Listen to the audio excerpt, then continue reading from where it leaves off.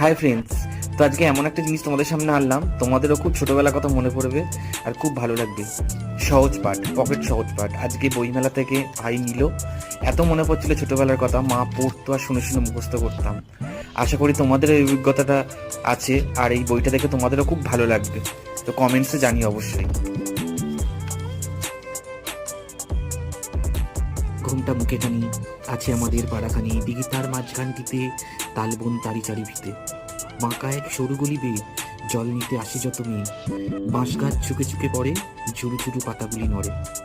রাম বনে ফুল পাড়ে, গায়ে তার লাল শাল, হাতে তার সাজি, জবা ফুল তোলে, বেল ফুল তোলে, বেল ফুল সাদা, জবা ফুল লাল, জলে আছে নাল ফুল, ফুল তুলে রাম বাড়ি চলে, তার বাড়ি আজ পূজা, পূজা হবে রাতে, তাই রাম ফুল আনে, তাই তার ঘরে খুব ঘটা, ঢাক বাজে ঢোল বাজে, ঘরে ঘরে ধূপ ধুনা।